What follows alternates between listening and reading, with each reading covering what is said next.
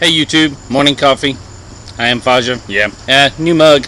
Well, it's not really new, but I've had it for a while. But let me go ahead and show it to you. It's my Clinchfield Railroad mug that was got for me by my oldest son. I'm Big Diesel for Father's Day, and I just happened to have it close to me this morning and wanted to use it. So and the coffee tastes great in it. Ha.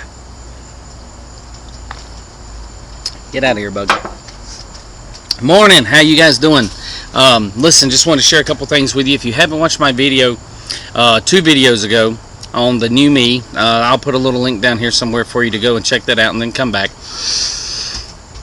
Or don't, and sit here and watch this in here with us this morning. What I wanted to do was just give you a little brief update. As you know, Birdie and I'm a born again Christian, and me and my wife Birdie, we're traveling down the path of Christians, and just sort of want to take you guys along with us if you want to, and see how we do. Right now, we're in the process of finding us a church. We have visited 4 churches so far. One of them was a Church of God. The other one was, what would you say the second church was that we visited? What faith-based was it? I think it was non-denominational. Yeah, it was non-denominational. I guess it was. I think the third church we went to might have had a Baptist theme to it, and the 4th church that we attended had a Baptist theme to it, and the church that we're going to tomorrow is a straight up Baptist theme. And what we're doing is, we're just, I was Southern Baptist. Birdie was Methodist, and how does how do you make that work? Well, I guess you do. You compromise, and it's respect for the other person, and as one is a Methodist over here and the other one is a Baptist over here, as you come together, you make a team. And so you take the good and the bad. I'm not saying there's anything bad about a church, you know what I'm saying. You take the good and bad of each situation and you bind them together and you go forward. So Birdie and I both know what we're looking for in a church, and we've been visiting these churches, and there were some things about each church that we liked, and there were some things about each church that we didn't like. Is that a fair assessment? Mm-hmm. For the record, she shook her head up and yeah. So and now she's giggling. So what we're going to do is we're going to go back and we're going to visit each one of those churches again. And how do you find a church? Well, find your friends on Facebook. Facebook can be more than dirty jokes and rumors and God, my girlfriend's stepping out on me, or my boyfriend's cheating on me. Facebook can actually be useful for something. So put your little post on there. Don't be scared. Say, where do you go? Hey guys, where do you go to church? And then see who invites you to go to church. Ask your neighbors, where do you go to church at? What do you like about it? What have you? Can we go with you sometime? Wow, that's a crazy thing, isn't it? Can we go with you sometime? Ask them. I don't know. I guess you could go to Google and get a review on something, although that seems kind of technical to find a church, wouldn't you think, Birdie? Yes, exactly. So what are you looking for in a church? I don't know what you're looking for in a church. I can tell you what I'm looking for in a church. I'm looking for some beautiful, beautiful music. I want contemporary, upbeat music. I don't want to be judged on what I wear, because one day I might go out there in a suit and tie. I'll be making it look bad on some of y'all, make y'all want to get in shape, look like me. I know, Lord, I'm trying to be humble. And then again, I might just want to put some shorts on and go in there. I don't want to be judged on what I'm wearing. I don't want it to be a social occasion. It's supposed to be a religious experience, okay? What do you look for in the style of the church? Does it need to have a steeple? Does it need to have pews? Do they need to be nailed to the ground? Should the sanctuary be just a sanctuary, or can it be other things? What about the preacher, the pastor, the reverend, the doctor? What else is there, Birdie? Priest. The priest. Which of these do you want?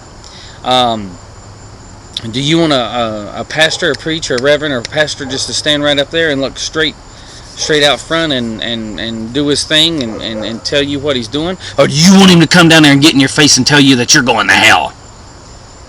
I don't know. It's up to you. You got to first get God to forgive you, ask Jesus to save you, and ask the Holy Spirit to guide you. Okay, that's my motto. And then once you do that, you'll feel what you're looking for in a church. Man, I've gone in churches before in the past, and I've walked in and I've been like, wow, I just did not want to be there. Something inside me told me this wasn't my church. And that was the Holy Spirit talking to me then, even when I didn't even know it was the Holy Spirit, because I wanted to be a Christian, I wanted to be a churchgoer, I wanted that lifestyle, but I didn't fully understand it, so I didn't accept it the way I needed to. Do you need a cross in the church? You know, my youngest son Diesel, my oldest son Diesel went with us to church, and he and I had a conversation afterwards about his church and what he liked about his church. And he said, well, the thing that I love about my church is it has a steeple and it has a cross in it. Okay, there you go. And I was like, so what do you like about the pastor? And he's like, it gets down in your face. And I was like, okay. I said, so you feel like in your season of life you need that? He said, yes. And if you'll start studying the Bible, if you'll start hanging out with religious people, you'll in reading, you'll understand what I mean by season. He's in a season where he needs that fire and brimstone, and you're going to hell no matter what you do, unless you get down on your knees and pray today, and that's fine. He's a young man, and that's good. Me, I don't need that. I grew up with it. I know it. You ain't got to tell me no more. I want somebody to give me a message in front of the church on a Sunday morning, and then go to a men's study during the week or a Bible study during the week and dissect it. Okay, you know, break the meal up a little bit. You know, put the potatoes over here, put the vegetables over here, pull the meat a little closer to me, and then sit down and chew on it a little bit and think about it and understand what the message is when it's this big and when it's this big. And Birdie, she's got a beautiful voice and she loves to sing, but I doubt I'll ever get her in the choir. It's probably just not going to happen, but then again, we don't know. You know, and then you have your traditional churches versus your contemporary churches, where you walk in and you better be in that suit and tie, and you're quiet, and you sit down, you stand up, you sit down, you stand up, sit down, you stand up, you pray, and you leave. You know, I like a church that builds to what's coming, you know, with a lot of social out there to meet thy neighbor and the people in there, and have a support group, because like they say, you know, if you surround yourself with the people that you most want to be like. So what do you want from your church? You have to find out. Okay, so that's it for now.